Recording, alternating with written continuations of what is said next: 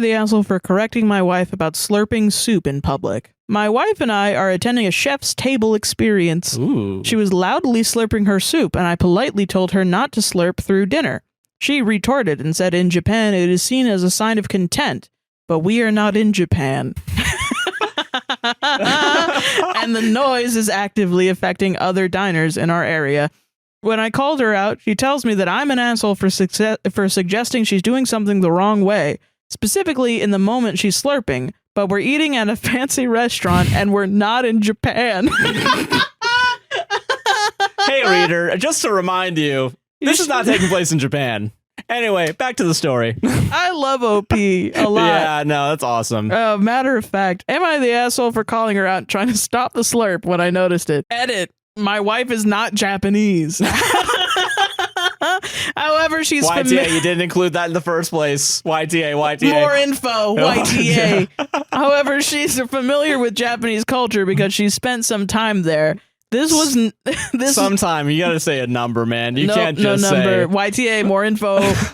How many years? This was not Japanese cuisine. It was a potato leek soup. That's so awesome. That's so. It'd be so funny if Your wife is awesome. Listen, on seriousness, I guess why. If I side with the guy clapping during Friends and ignoring the shit out of his wife, I gotta side with your wife slurping her potato leek I guess soup. I have to be the voice of reason here. No, because you're the man. Okay, I'm sorry. There's more. Oh shit. Okay, yeah, sorry. edit 2. Thank you for all the feedback. In spite of all the NTA comments, there were helpful suggestions about how I might have handled it better in the moment.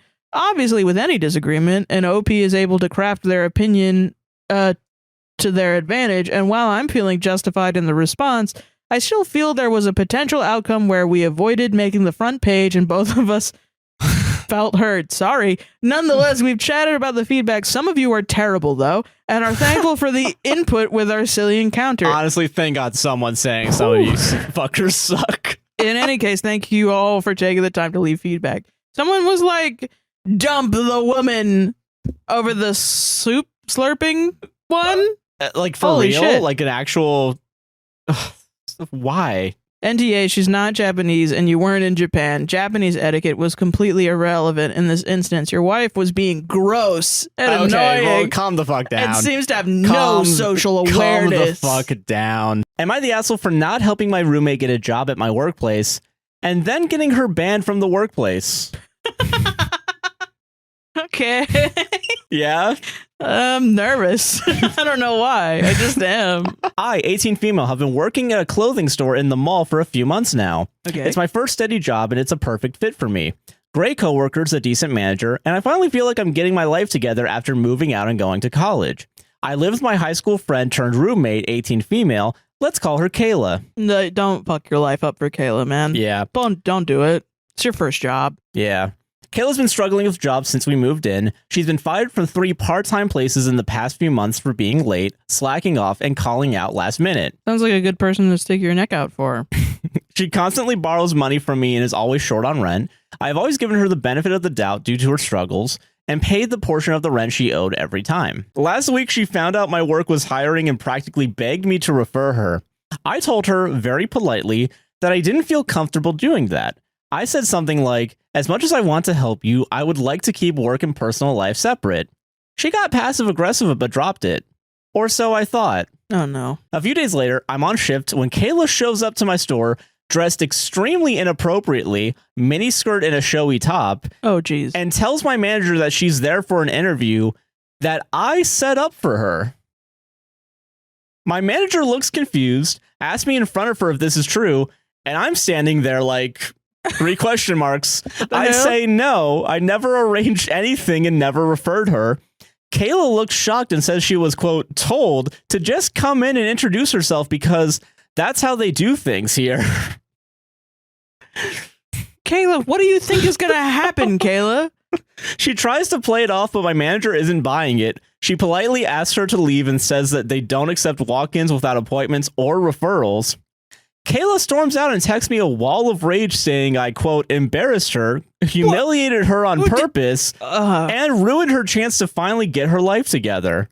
But here's the kicker.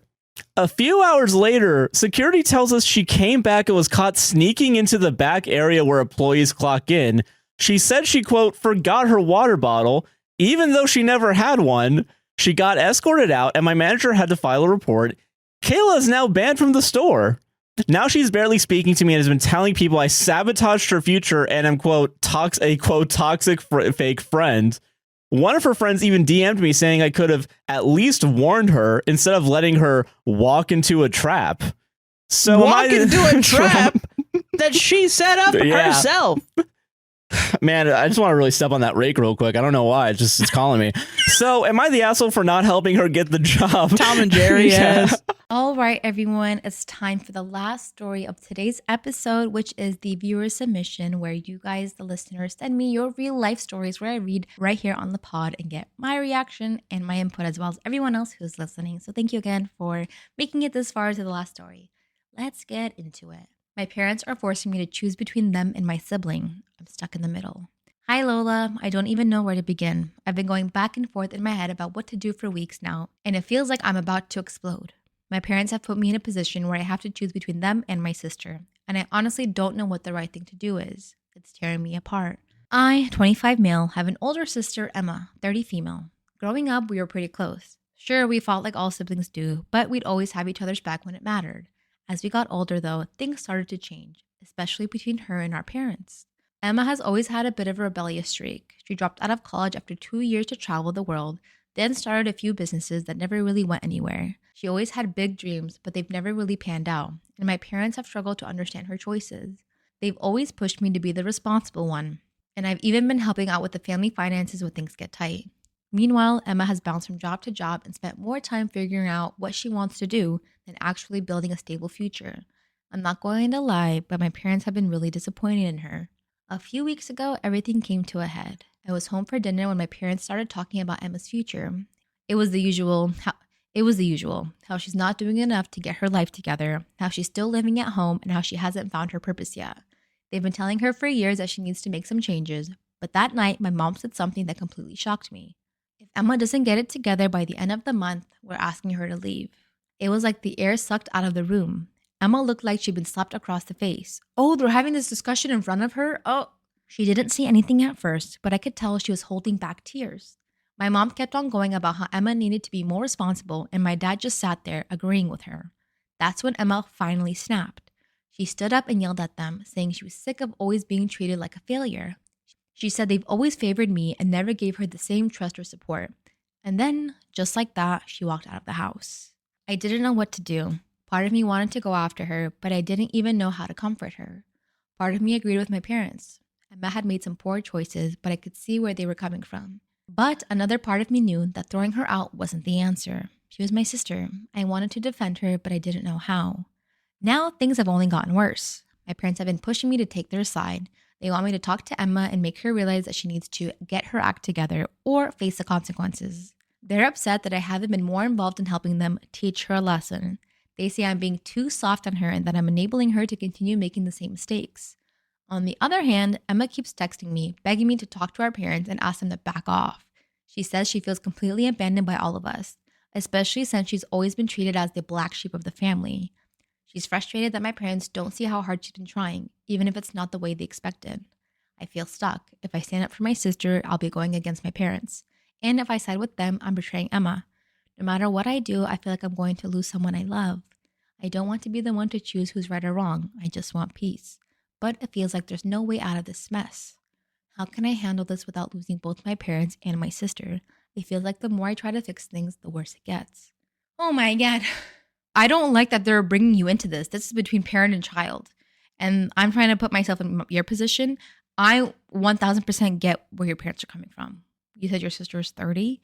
She's continuing making these, I don't want to call them let's call them mistakes, right? Or putting herself in these situations where she fails a lot and just, gives up because she has your parents as a parachute. Sometimes you gotta let the kid fall and realize like, hey, I won't always be here for you one day.